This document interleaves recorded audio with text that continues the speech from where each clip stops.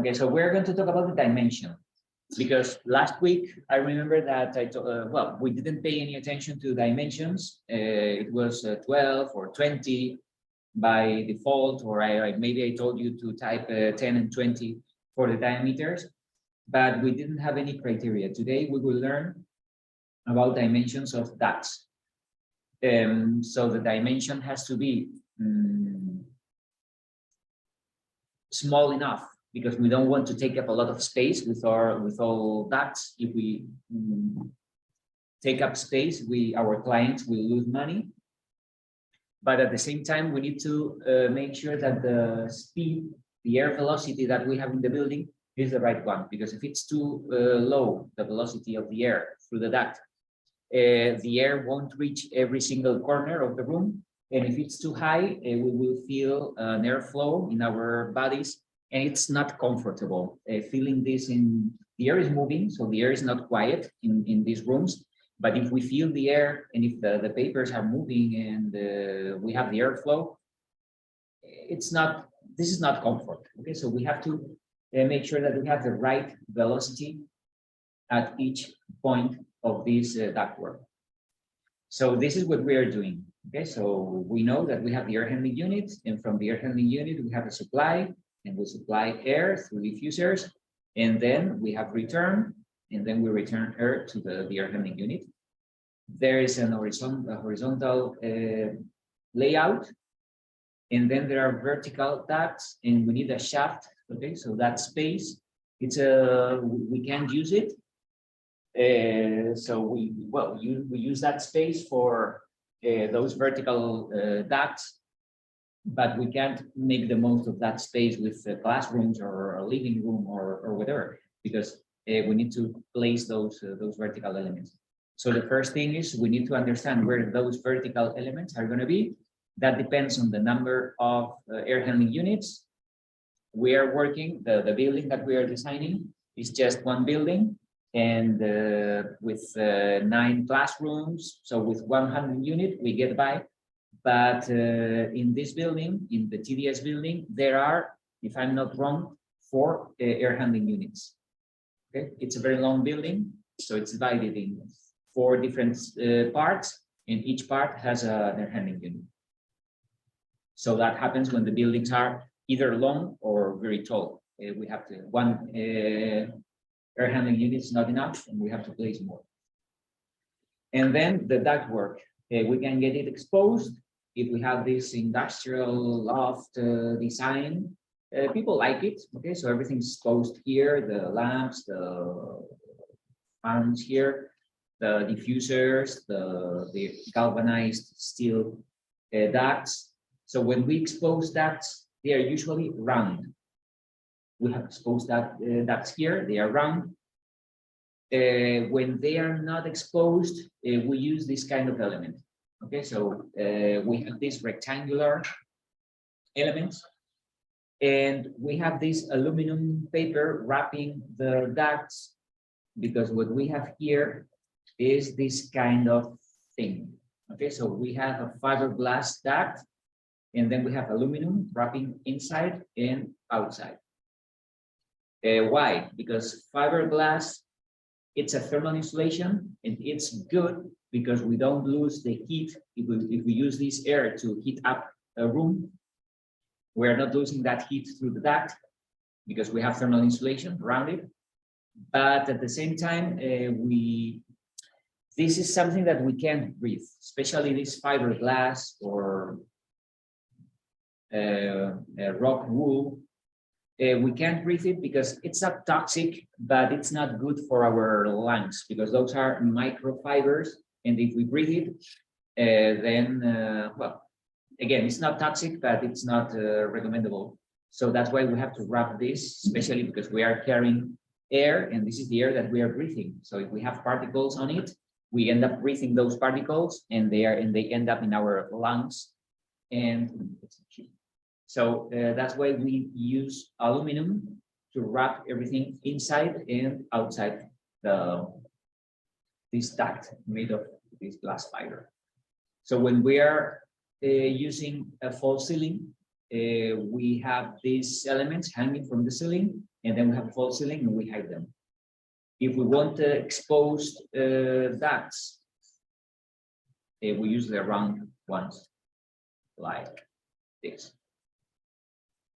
There are different kinds of air ducts. If you see like a commercial building or a mall or huge area with a lot of people, then the air ducts are important. So look at the size of the air ducts. Okay, it can be like 4 or 5 feet the diameter, and well, these are so the air as it flows through the duct, it inflates. It's like a balloon. Okay? And here we have the tiny perforations. So we don't have diffuser. So the air goes out through these perforations here, goes up. Okay, so there are a lot of elements that we can use. And well, what is the criteria to select one element or the other element? Aesthetics. If this is the ugliest one, so if we were going to hide it, we don't mind that it's it have wrinkles or whatever. We don't mind because we're not going to see it. The second one, if we are going to see it, we need something that it looks nice. We can leave the steel like this, or we can paint it like this one. But okay, so this is a decision that has to do with the design of the building. And we use this probably in these kind of areas because it's the cheapest solution. If we were going to do something like this with the galvanized steel or with aluminum, it would be much more expensive than using this kind of materials. Okay, so we have this criteria: aesthetic, and then the money. And but it's a question of architectural design, talking to the client. What do you want? I want to save money. Okay, so let's do this. And no, I want to get the air ducts exposed, and I don't mind spending more money. Okay, let's do it. But there is not a better solution or a worse solution. In terms of efficiency, in terms of thermal efficiency, of saving energy, probably having insulation in ducts is the best solution. In terms of the airflow and comfort, probably round ducts are the best solution. But and then in terms of money, probably this material is the cheapest. Okay. But there are things that we have to keep in mind in terms of the shape. Okay, so when we have a duct, the best shape in general is the round one. So imagine that we have always the same area. Okay, so insert, and we have always the same area within the duct. We can have a round element or a square, but it's always the same area.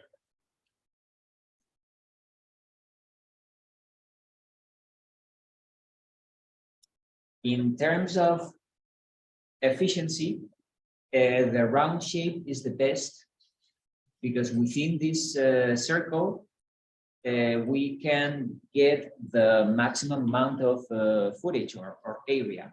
Okay, so if we want the same area with a square, we need more perimeter.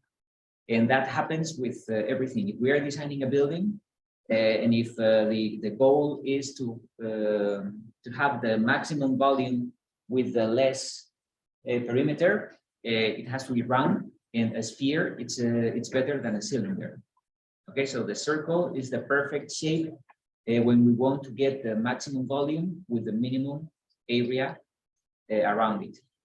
The second best is the square, but sometimes a square is not an option, and we need the same area with a rectangle. Okay, especially when we have false ceilings, you see that we have a rectangular element because we want to reduce the height of the false ceiling, because everything that is above the false ceiling, it's a wasted space, something that we can sell as office spaces, or as if we have a hotel, we have fewer rooms or fewer classrooms or fewer apartments.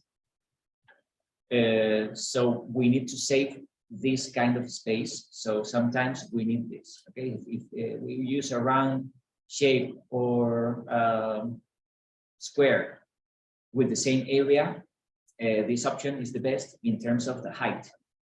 But there's a limit with this. And what's the limit? So the limit is that this rectangle, the ratio between the height and the width of this rectangle should be 1 to 3. So this should be 1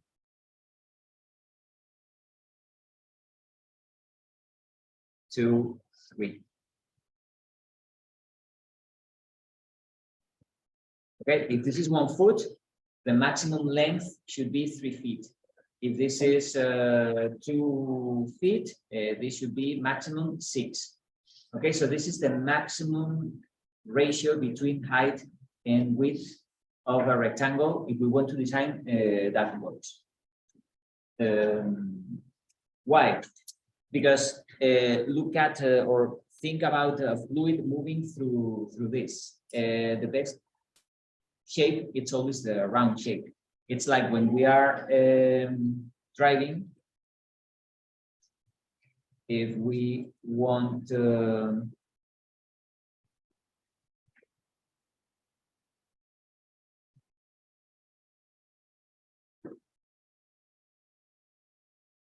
okay, so when we are driving and we have a curve like this, it's always easier than having a curve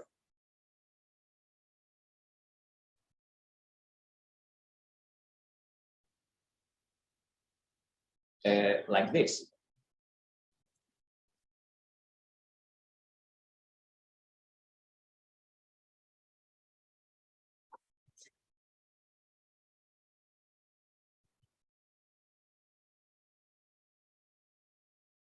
Okay, imagine that you are driving and then you have to do this, or you can do this. This is much easier. And it's even better, a curve, it's always better than a corner.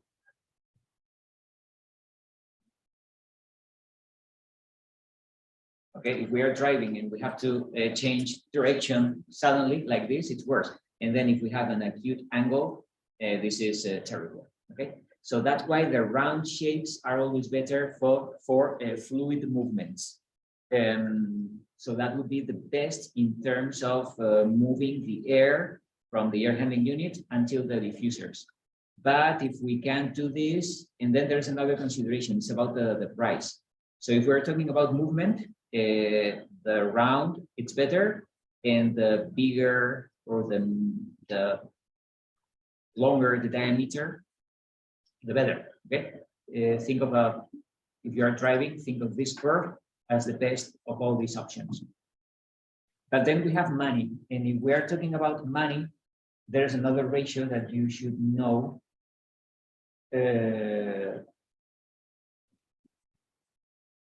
So if we're talking about dollars, so if a square costs $1, a rectangle is the same. Okay, so when we mean square rectangles, we mean angles like this, 90-degree angles. If we have a shape that it's not a rectangle, if we have a triangle or something like that, then we have to multiply the money by 3. And if we are talking about round shapes, we multiply the money by 10. Okay. So if we're designing a building, if we design a rectangular building, it's much cheaper than if we have weird angles on it. But even having angles with straight lines, it's cheaper than having round shapes. So can we apply the same thing for ducts? Kind of. A round duct is always more expensive than rectangular ducts. Well, there's no point in having triangular ducts, I know of. But round duct is the best in terms of air movement, but it's the more expensive as well. Okay, so we have all these considerations here. Money, it's not a concern because we're working with Revit, and with Revit, we don't spend any money. We just draw that and that's it. So that's why we're using round ones, because it's the most, probably is the most efficient way to do it. But if we have other constraints like the space, probably we will need to go to these rectangles, making sure that it's not that, probably that's the right ratio, 1:3. Okay. So if we need to save space, probably this is the best option. But there will be a lot of issues in terms of the air movement with this kind of ducts. So again, look at this and look at the size of these ducts compared to a person. So this can be like 4, 5 feet, and if this is 5 feet, this should be 2 to keep this ratio or below 1:3. Okay, so if this is 6, this should be 2 at least, because the ratio would be 1:3, 2 and 6. But we're talking about huge elements, and especially in commercial buildings. So at the end of this process, of the design process, we have to keep that in mind because it will affect our design. So this is not the first thing you have to do to design the ductwork, but once you have a preliminary design or a draft of your building, try to include the ducts to see what you are doing makes sense or doesn't make sense, and you have to change it again. Okay? Another thing, once we have the layout, we need at least one supply and one return diffuser in different rooms. In some rooms, we can have more than one supply and more than one return, depending on the size of the room. So here we have some guidelines for the supply and the return. Okay, so here in the return, we have exactly the same guidelines. So first we have to calculate the number of the supply diffusers. So we have one diffuser per 500 square feet. Kind of. It can be 550. Okay, it doesn't matter. But this is a rule of thumb again. One diffuser for 500 square feet. So if our room it's 50 by 35, this is 1750 square feet. We divide this by 500, and if we have this number 3.5, we round up. So we need 4 diffusers. Okay, we don't round down. We usually round up because this is. Okay, so this is it. First, calculate the area of your room, divide by 500, and you have an idea of how many diffusers you need. Second, the distance between supply and return diffusers. That's important, minimum 10 feet. Okay, so in this room, we have the supply and the return, 10 feet. Yeah, I think it's more than 10 here, but 10 feet would be the minimum distance between supply and return diffusers. The elevation of diffusers, minimum 10 feet. This is minimum.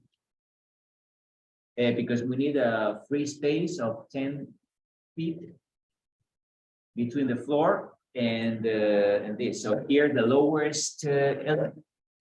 No, I think this element is the lowest. I think so. Yeah. So this height should be 10 feet. Okay. So everything that is below 10 feet, people tend to think that we're going to hit our head on that. It doesn't happen, but. Okay, so the minimum elevation for diffusers, 10 feet. So if we have a diffuser and then we need a duct, the bottom elevation of ducts should be 12, okay, because then we need the flex duct to go down. Unless we have something like this. Here we don't have diffusers, we have a duct and we have perforations on the duct, okay? But anyway, if we are using diffusers, try to keep 2 feet between the diffuser and the elevation of the duct. Then we have to calculate the CFM of each diffuser. This is what we did last week. Imagine that we have 150 people in that room. This rule of thumb, we have 20 CFM per person. And if we have 4 diffusers, because we have, because of the area, we have decided that we have 4 diffusers.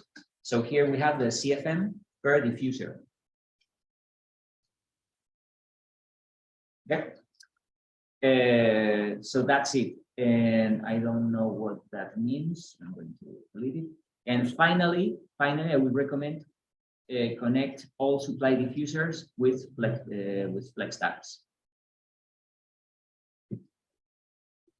Okay. There are different. We are beginners in designing mechanical systems, so I would do this. As you get experience, you can use other kind of ducts, other kind of diffusers, whatever.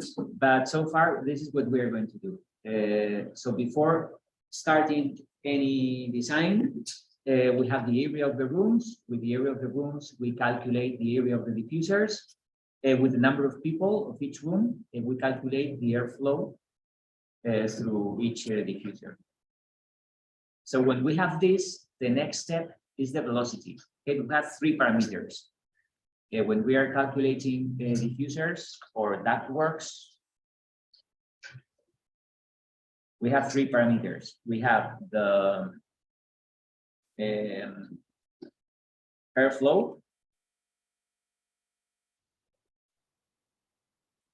and the units of the airflow, it's CFM, cubic feet per minute. Then we have the area of the duct. And finally, we have the velocity of air.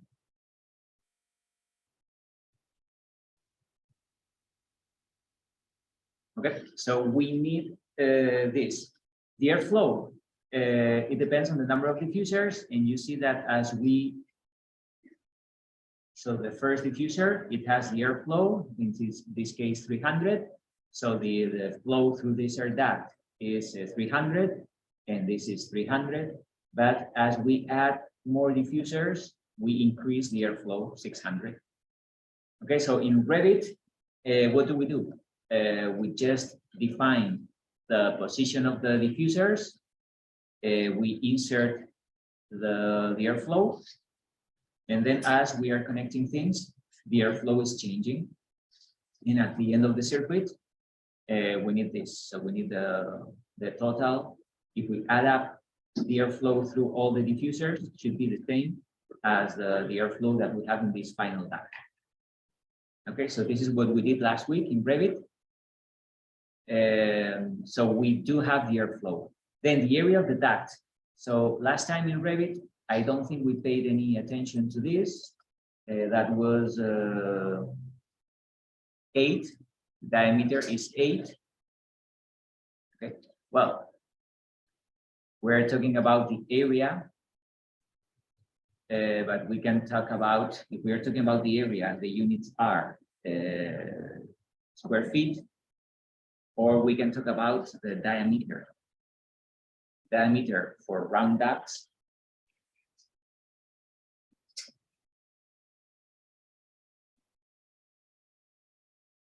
And then we're talking about inches. Or we can talk about the size. And when we have a rectangular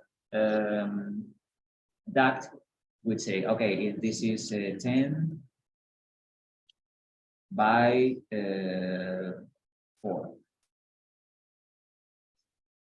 Okay, so we can specify either the area, we can specify the diameter in inches, or we can specify the size of a rectangular one.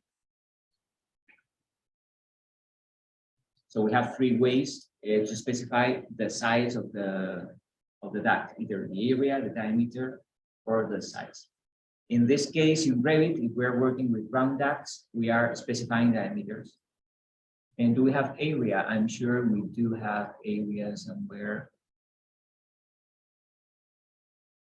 No, we don't. Anyway, we have around, do you happen to remember what the area of a circle is?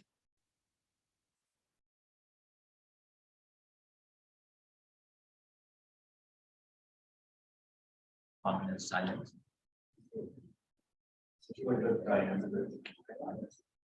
Pi something, yes. Is what? The circle. The area. Yeah, No, I'm talking about the area. Do you mean the perimeter or what? This. yeah, is it that one? I don't know.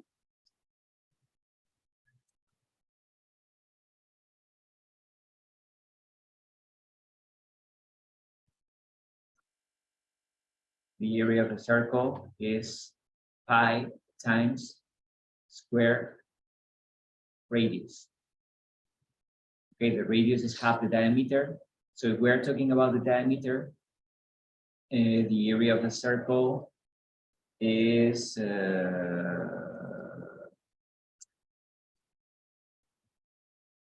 area of a round duct is pi times the diameter divided by 2, well, divided by 2, and where is that symbol?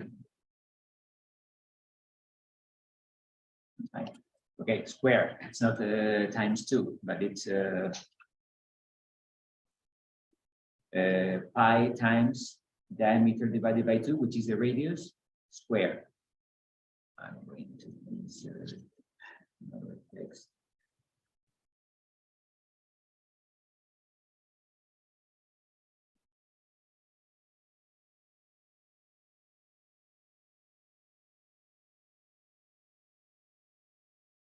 There you go.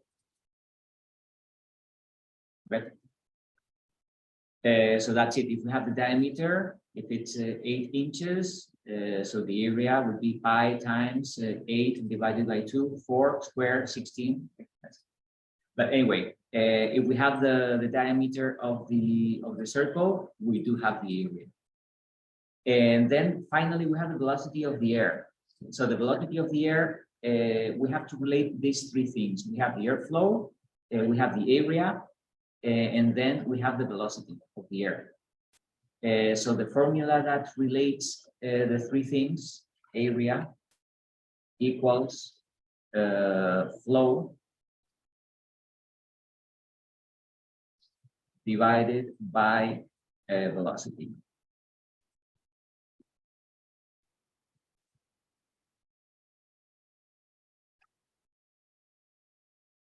No, sorry, it's the other way around.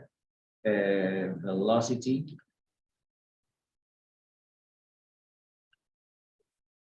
is airflow divided by the area. So we have to do this with units. The velocity, the units are feet per minute. That's the velocity. And the airflow, the units are cubic feet per minute. This is what CFM stands for, and the area is feet squared. Okay, so we cancel feet, cubic feet and feet squared, and then we have feet per minute. So that's the formula. So the velocity of the air comes from this formula. We have the area, and then we have the airflow, so we can calculate the velocity. Revit does it. Okay, so we don't have to calculate it, because if we click on any duct, we have the flow. The flow is 300 CFM. The area depends on the diameter, and we have the velocity here. You see that on this column, we have the velocity. We have inputs. We could enter the velocity that we want, and then we can calculate the area. But in Revit, it doesn't work like this. We can enter the flow, we can enter the area and then we get the velocity. So what we have to check is that the velocity is the right one in this layout. And what's the criteria for the velocity? We have this table.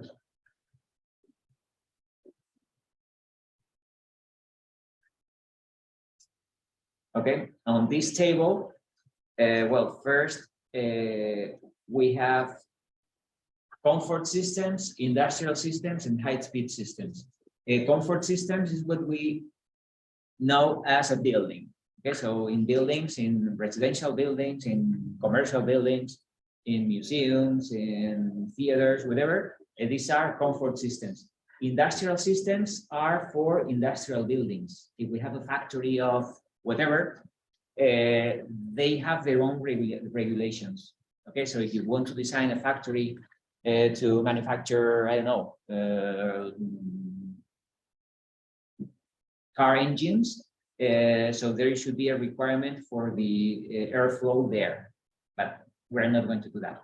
And then for the high-speed systems, this is for the aerospace industry, the planes and all the rockets and all that stuff. Okay, so we are working with comfort systems. We are working with buildings.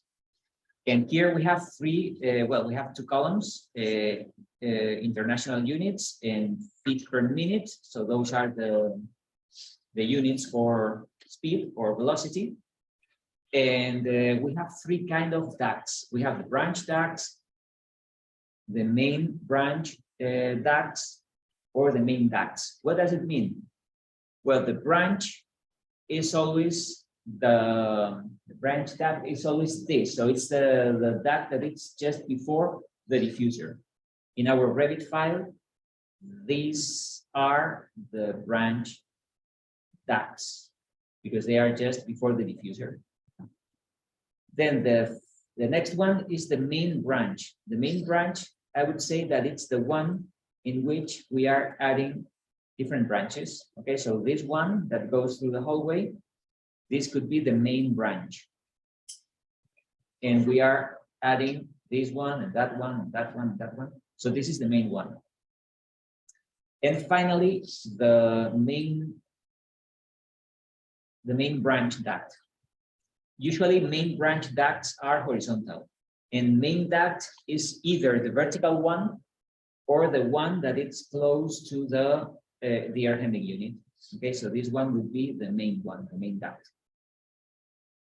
Okay, so in a building like this, we have branches, then we have the main branch, the horizontal pipe in which we are adding different branches.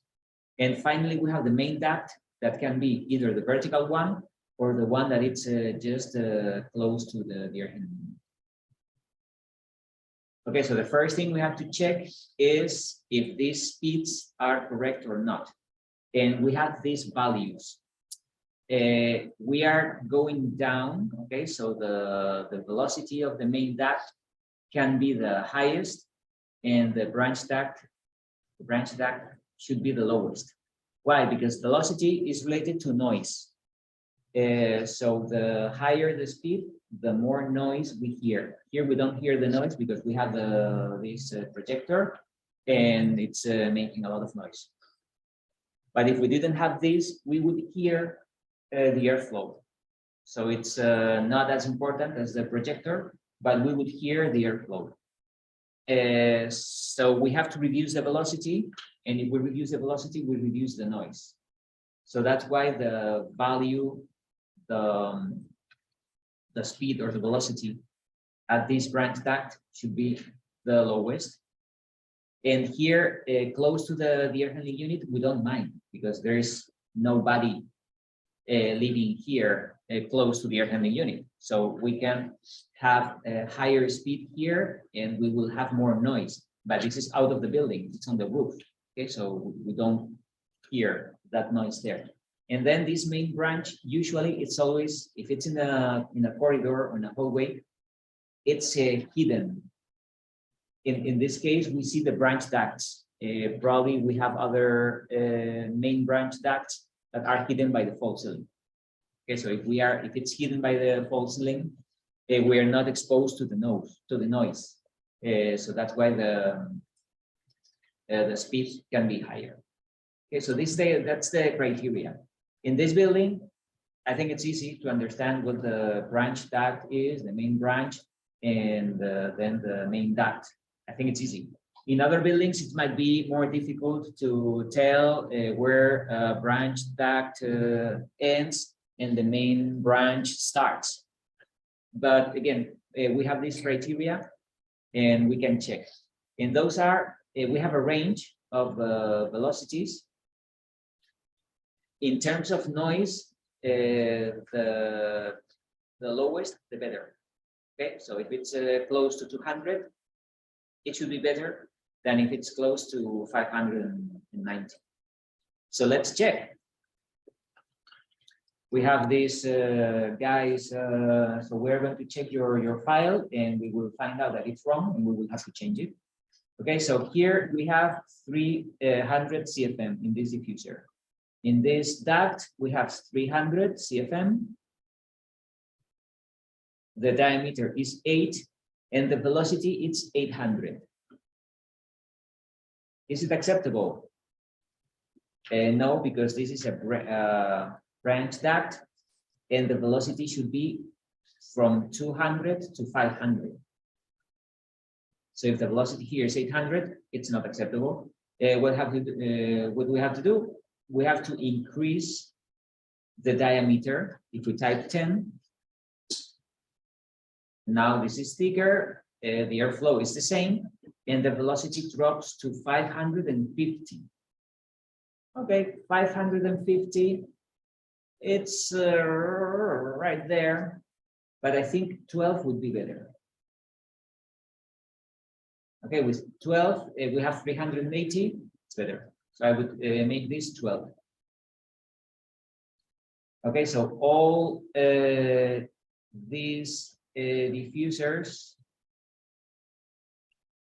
should be 12. In the classroom, what about the office? In the office space, it's different because the airflow, it's 100.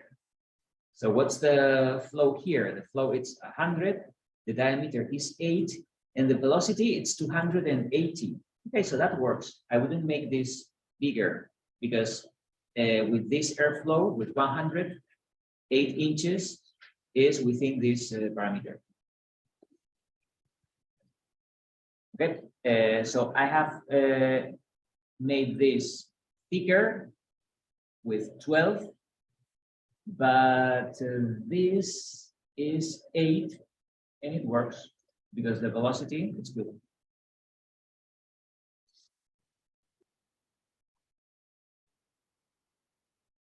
Okay, the first decision. Second, what about this one? This is a branch duct because this is within the classroom, this duct here. And by default, we have a 20-inch diameter. What's the velocity? 137. It's below 200. So this is not acceptable. And why? Because if the velocity is too low, then probably the airflow won't reach all the corners of this room. Okay, so if the velocity here is too low, we will have air supply, but the air doesn't get to the occupied area and probably it stays there and then it goes to the return diffuser without reaching all the points of this. Okay, so that's why having a very low velocity, it's not good either. And this is too low. It's 137, should be 200 at least. So I think I would change this one. Let's say 12 should be enough. Okay, with 12, it works because this is 12 and we have 380, and this is 12, we have 380, so it's the same. What about this one? This one is 20, and we increase the flow because now the flow is 600, and now the velocity is 275. Okay, so in terms of this table, it works because this is 275 and it's between 200 and 500. Okay, so that would be correct. Okay, this is not correct because this is too thick, but this is an option. But now I want to make it even better. Look at this. Here we have a reduction. Okay, so we have a T. Now we reduce the airflow and we reduce the size of this duct. Okay, correct. But in this classroom, we have two diffusers and we don't reduce the size of the duct after the first one. Why? Probably because it is cheaper. And if it's cheaper, because all these fittings, so every time we have a fitting, a T, a reduction, and we are talking about $100, kind of. Okay, so those fittings are quite expensive. So if we reduce the amount of fittings at the end of this process, we can save a lot of money. So how can we do this? If we follow this criteria, we have this. Probably because if this is 20, the velocity here is too low. But what if I have two ducts of 16? Okay, if I have 16 here, the velocity it's 420. Okay, it's below 590. It goes well. And what about this one? What if I have 16 here? If I have 16 here, the velocity is 214. It's just above 200. Okay, it's not bad. But now this doesn't make sense. So I have to delete all this stuff. And I can connect these two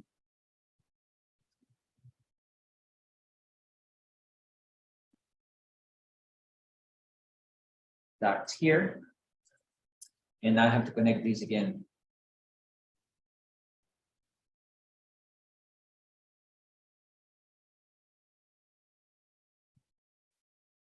Here we go. Okay, so we have made this more efficient because we only have one duct, we don't have a reduction. The speeds or the velocities, they are acceptable, okay? And we don't have as many reductions as we had, or as many fitting elements as we had with the other one. So that's better. The problem now it's here, because here I have this reduction, but let's check this pipe. Okay, so this pipe, the speed is 45. It's very low.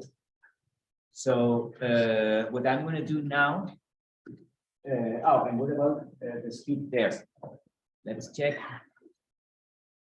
The speed here, the flow is 700 and the speed is 320. 320 for the main duct. It's a little, yeah, I think it's too low. So we can type here 16. And now this is 500. Okay, it's better because this is a main duct and the speed should be closer to 590. Okay, so I think that's better. So I have a mess here and I want to fix it by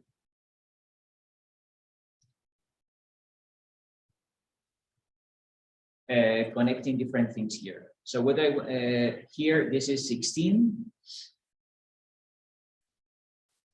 This is 16 and this is 8. Okay, so I want to do this just with one fitting, with one connection.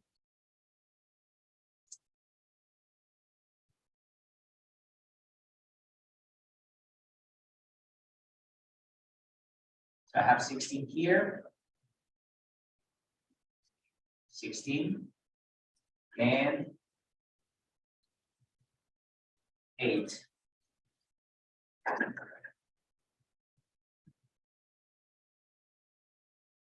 So I want a T like this, and then I want a reduction like that. And this is the flex tab. Okay, with this layout, I have just one T, a reduction, and that's it. So how can I do it? Well, if I connect these two, because those are 16 and 16, if I connect this one and this one, the first thing I get is an elbow. But you see that in this elbow, I have two plus signs. If I click here, I turn this elbow into a T. And then if I move this here, Revit does the reduction.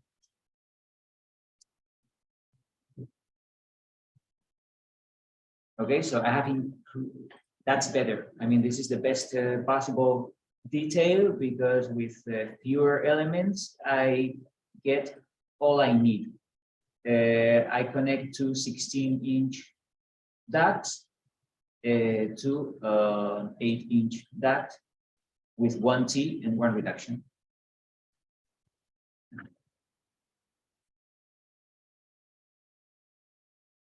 Okay. And everything works in terms of speed. This is 400, it's below 500. This is 500. It's good for a main branch. It could be higher, but okay. These are always minimum velocities. So if it's below this, we cannot go below 200 because it's too, but in these main branches, if we have less than 590, doesn't matter. Okay, what about this one now? Because we have another reduction and because we have another branch. So the velocity here is 366. Doesn't make sense because it can be more. So I will do the same. I'm going to draw another 16-inch duct up to this T. And do I need a reduction here? Let's see. This is 20. And the velocity is 600. Okay, so probably I need, because 600 is between 500 and 900. Okay, so probably I need 20 here, but I do not need 20 here. Yeah, because I found out that all these could be 16. And then I have to change all this.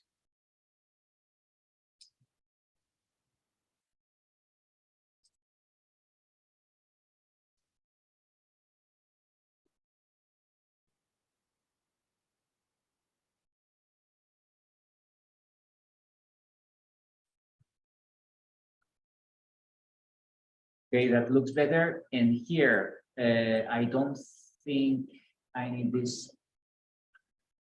because I can connect directly this to the T.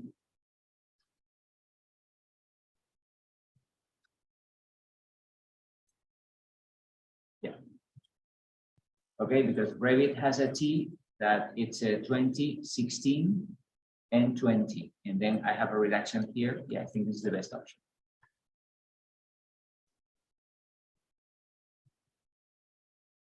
And the same issue here. All these should be 16.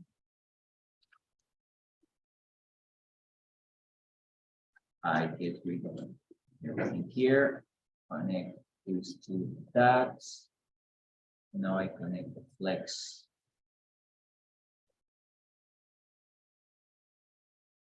Here. And now I can change the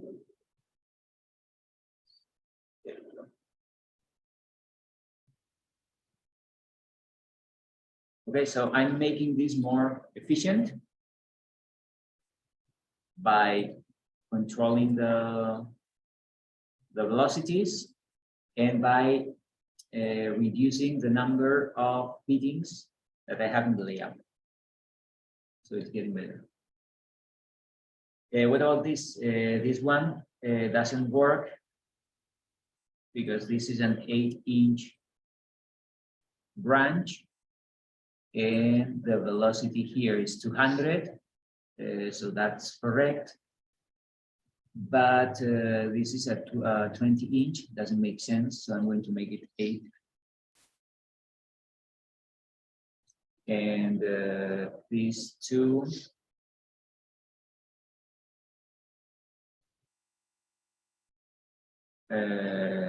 So this is too much. I don't need this. Unfortunately, you cannot select all these elements because you have to go one by one, especially when you have elbows. So I'm going to delete this elbow. I'm going to make this 8. And now I'm going to connect these two. I don't like this elbow, so I'm going to make it round.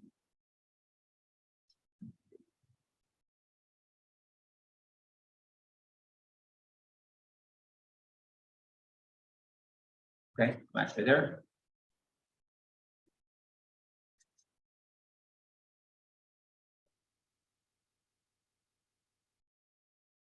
Okay, so this is it. It's good that you don't have the first floor because now we can copy this one because otherwise you have the first and the second, you have to change both. Okay?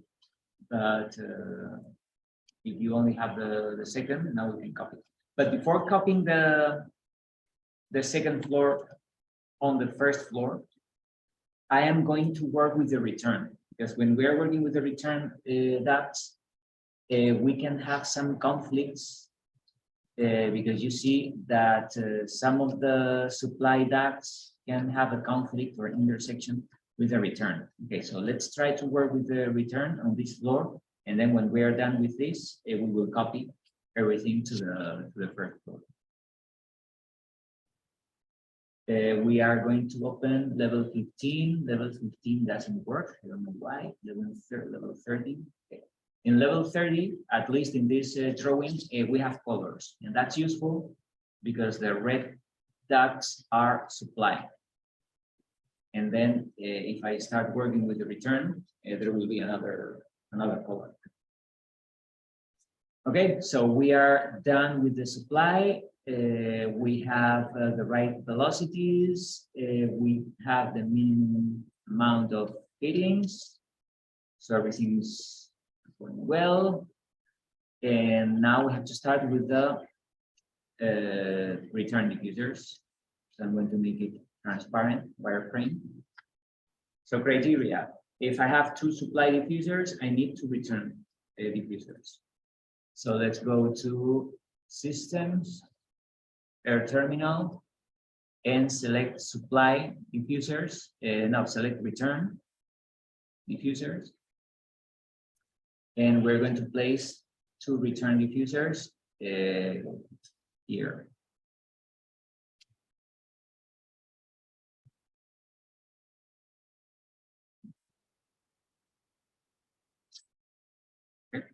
Now check the elevation because where are they?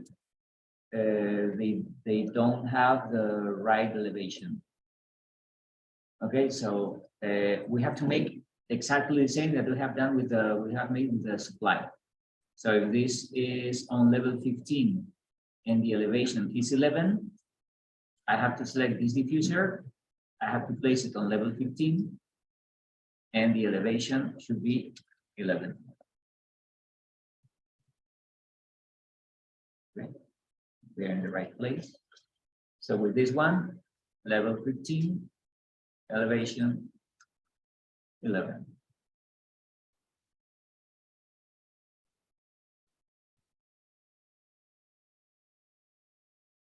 There you go. So now level 30.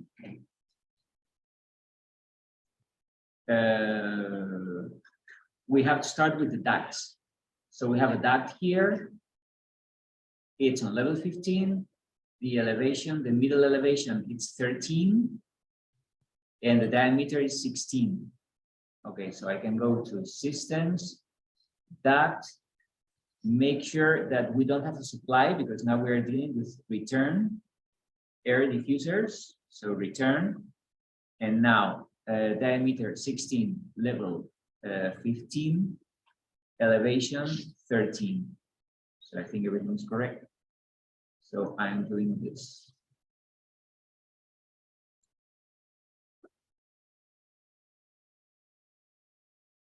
Okay. Let's check the 3D view. It's in the right level. So now we can connect this flex duct here. And we can connect this here. We always have this issue with when we connect something with the T. Delete and rotate. And now be careful because the return diffuser is slightly different than the supply. In the supply, we have a round neck, but in the return, we have a square connection. So when we connect this, it generates the transition between the round and the square. Okay, so remove this and do it again. Draw flex duct.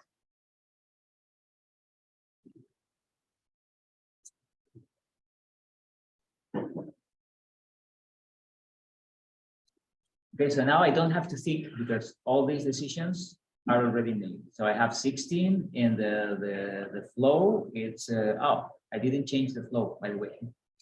The flow of the return diffuser is 300 and 300. And now this is 16, the velocity, it's 200 and something. This is 600, the velocity, it's 429, the same as here. Okay, so once we have done the supply, if we have exactly the same layout for the return, I don't have to think about anything else. It's just setting the same airflow, the same diameters, and everything should be the same. Now, this is the issue of the return ducts. Now, we have to go from this point all the way up to the air handling unit. The problem is that we have a limited space here. Okay, so I'm going to move it here, and I'm going to draw that all the way that way. Okay, so there should be a gap between the supply and return. Okay. But at the same time here, we need a, let me see what what the hell is this?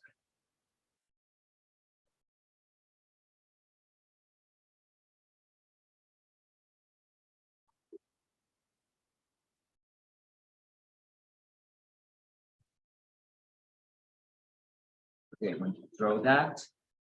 And for some reason, the middle elevation is different.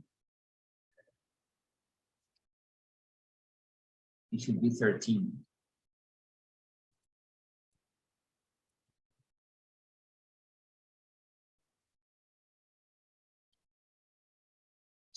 For that, and this should be 13.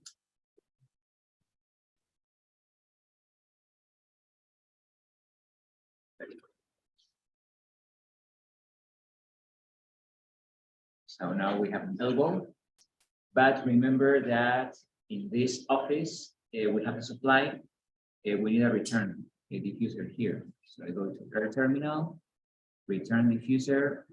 I'm going to place it here. It should be on level 15. The airflow in the office space is 100. And now I have to connect this and that. So I need to turn this elbow into another T and connect.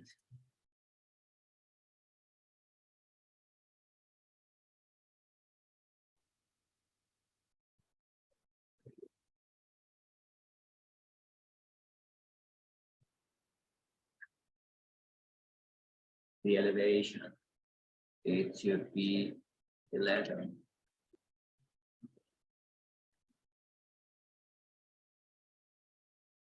And now here you can see the conflict. Okay, so we have gone with the return duct, and here we have an intersection. So this is a huge mistake, and the problem is that Revit doesn't do anything with it. We see the intersection, but it doesn't affect the airflows. I think it would be better if this affected the airflows, it would be clearer, but it doesn't affect it because here we have 700. So the airflow is correct, but you see that we have an intersection. So this shouldn't happen. So now how can we fix it? So there are different options here. I'm going to use the section box. And I want to work with just this slice of building.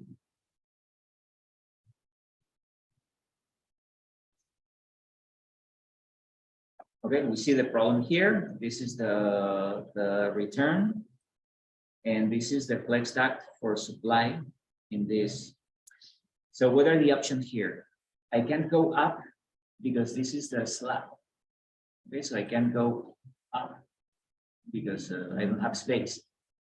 I can go down and do this. Okay, let's try. But if I want to do that, probably I need to delete this one. I need to go in this direction. And if I go this way now, I have the same problem. So I want to delete this, and I want to rotate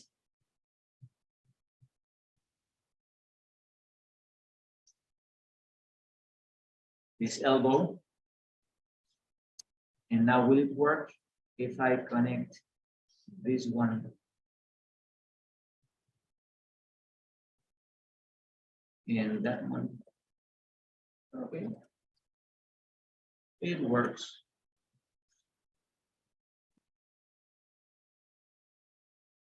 I don't have this issue now.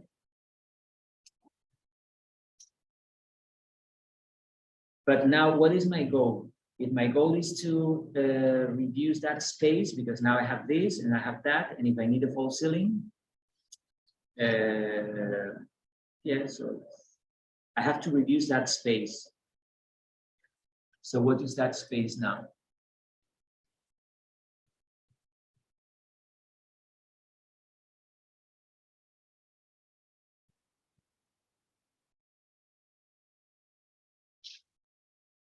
Oh, because we are in the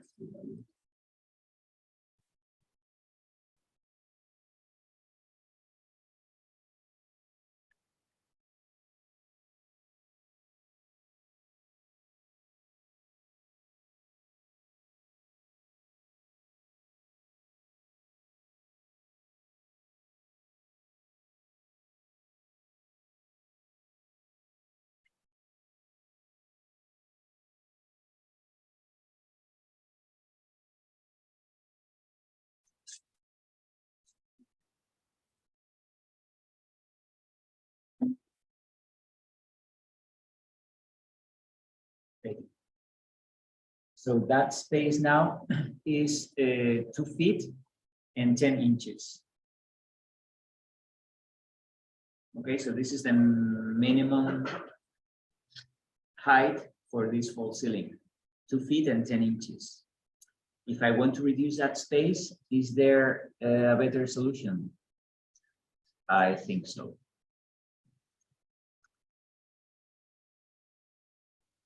So on the 3D view, I'm going to move down. So I don't want this solution. I don't want this elbow. Like it. So I want to move this down. I want to change the elevation to 12. Okay, so if I have this with 2 different elevations, if I connect this here,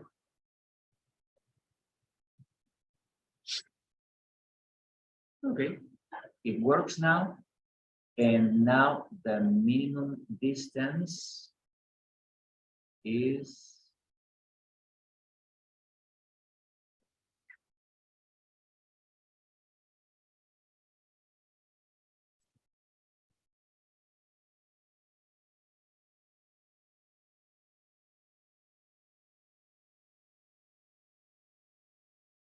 to feet and 10 inches.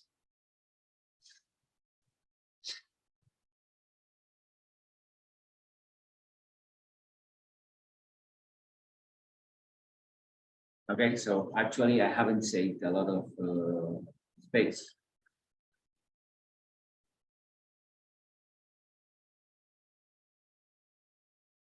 So I don't know, up to us, but the first thing is we have to solve the conflict. So with these 2 solutions, I don't have the conflict. I think this is more efficient because I have fewer elements. With the other one, I needed a reduction, another elbow, and then with this one, I don't need the elbow, so I would use this one. And now I have to check what happened with the rest of the pipes. Okay, so Revit is smart enough, and now the elevation here is 12. Okay, so everything is lower now, but now we have an issue with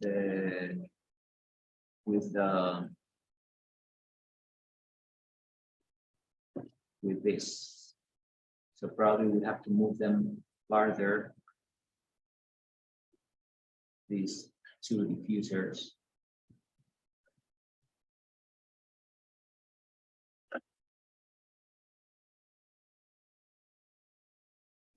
And now let's try to connect again. That works. And that doesn't work. If I move it, now it works.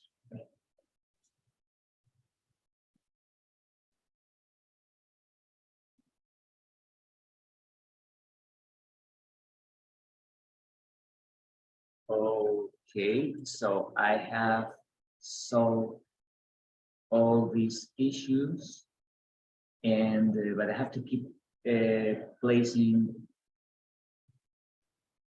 return diffusers here,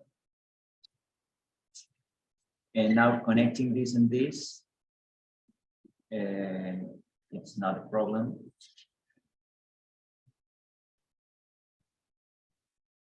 The only thing is that by default we have this weird woodline. It's on level 15, the elevation 11.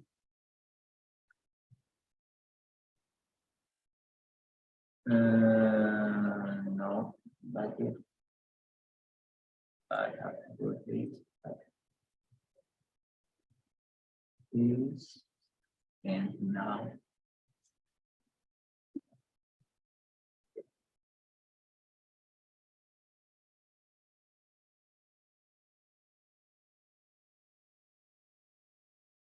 okay, so I can keep doing this. Oh, and by the way, this should be 8. If the supply diffuser is 8, the return should be 8 too. And here it should be 8.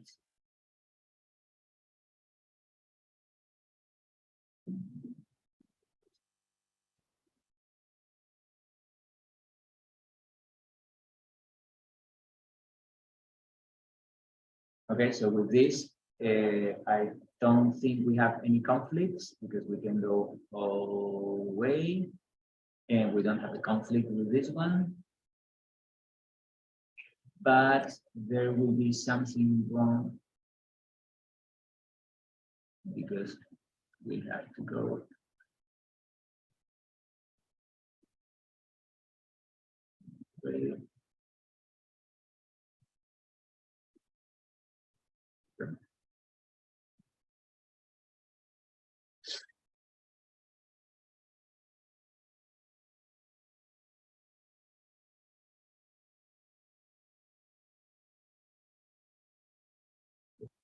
There's a problem with this one.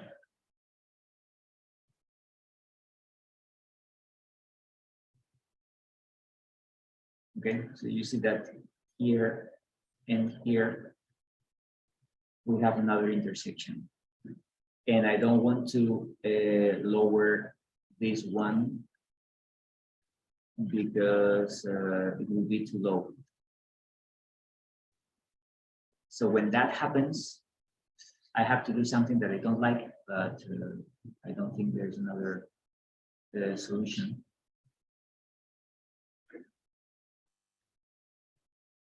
I come here, and then from this one, I draw that, but I change the middle elevation.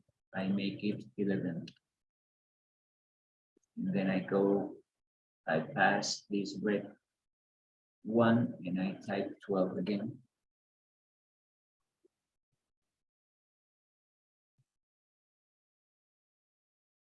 And I have this.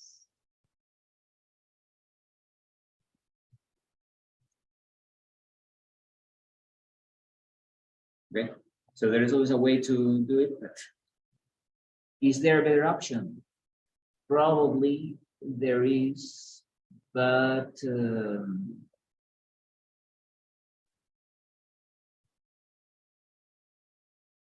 at least we know where the issue is now. If this happens when people are working on site and they are not aware of that, they don't know that they have this issue, and probably they don't have these fittings, and they have to buy this fitting, and they have to delay the process. So, but with Revit, you can find out where the issue is going to be, and then you can start thinking about it, how to solve it. Maybe you solve it with a different layout. Maybe you can change slightly the elevation of all the ducts. Okay, so let's try to change the elevation of the ducts to prevent this. And if everything goes wrong, then we will have to do this.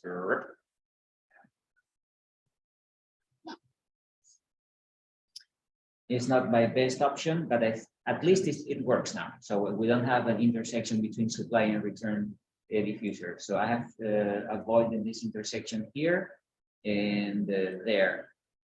And is it an important place, this? I don't think so. It's the hallway. So in a hallway, I can have a false ceiling that is slightly lower than the false ceiling in the classrooms. Okay, so it's not a big issue if it's just one point. So this is the point in which I have the conflict. So that's why we need to do this.